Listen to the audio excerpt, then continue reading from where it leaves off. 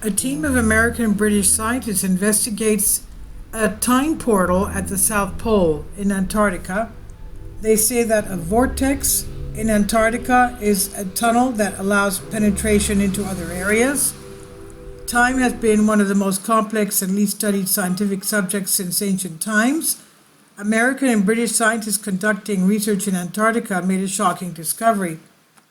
American physicist Marianne McLean said how researchers noticed some gray fog swirling in the sky above the pole and that they thought was an ordinary storm.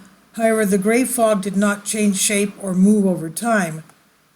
The researchers decided to investigate the phenomenon and release a weather balloon with equipment capable of recording airspeed, temperature, and humidity.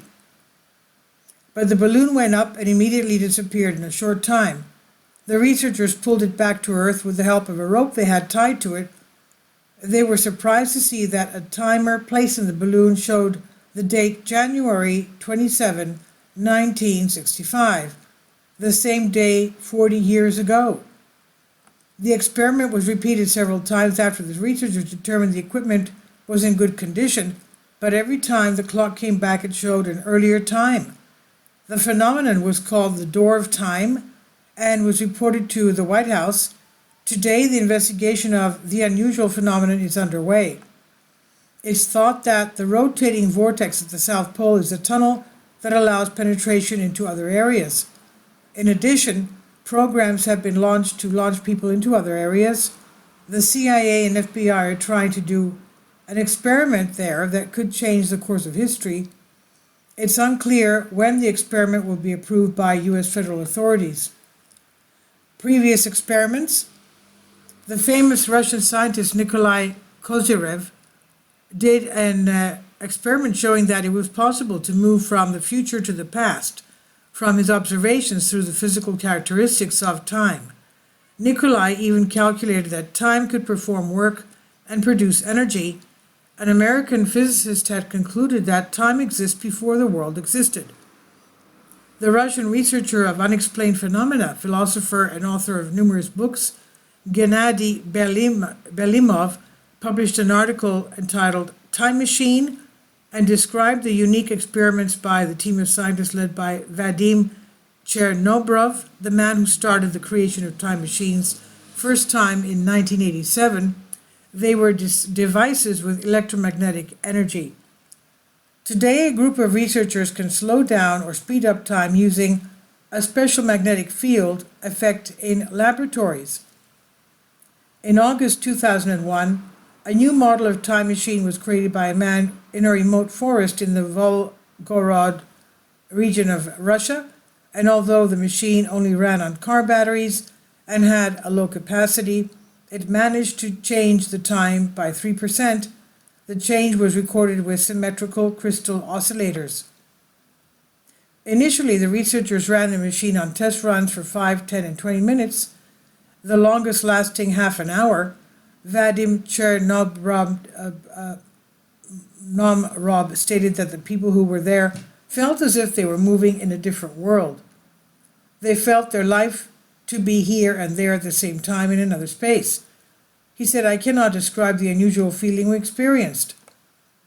Concealment of such experiments? Neither on TV nor on the radio did they report the amazing event. Gennady Belimov said the Russian president was not informed about the experiment.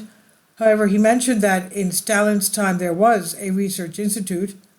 The results of the experiments conducted by academicians Kurchatov and Loff can now be found in the archives. In 1952, the head of the Soviet secret police turned against the researchers who participated in the experiments. As a result, 18 professors were executed by firing squad, and other doctors and physicians were sent to concentration camps. The institute resumed its activity under Khrushchev, but an experimental investigation with 8 principal investigators disappeared in 1961, and the buildings where the experiments were conducted were destroyed. After that, the Politburo of the Communist Party and the Council of Ministers decided to suspend its operation. The program was repeated in 1987. until a tragedy occurred on August 30th, 1989.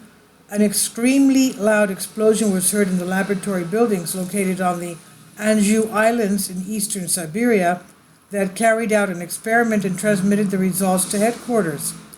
The explosion destroyed not only the 780-ton buildings, but also the archipelago itself, in an area of 2 square kilometers. According to one version of the tragedy, a large object fell into the area, probably an asteroid, into the parallel world, or came from the parallel world. When contact was lost, the unit probably remained in the parallel world. The last message sent as part of the experiment and kept in the institution's archive reads, "We are dying, but we continue the experiment." It's very dark here. We see all objects become double. Hands and feet are transparent. We can see veins and bones through the skin. The oxygen supply will be sufficient for 43 hours. The life support system has been severely damaged. Best wishes to our families and friends. Then the transmission suddenly stopped. This is unbelievable. This is translated from a Greek article. Please leave your comments. Thank you for your support. Finally, support my Patreon account. The daily posts are 5 videos daily, and they are totally different from what I have on my YouTube channel. Thank you so much for your support and that you find all my content so interesting. You'll find the Patreon account details in the description box below.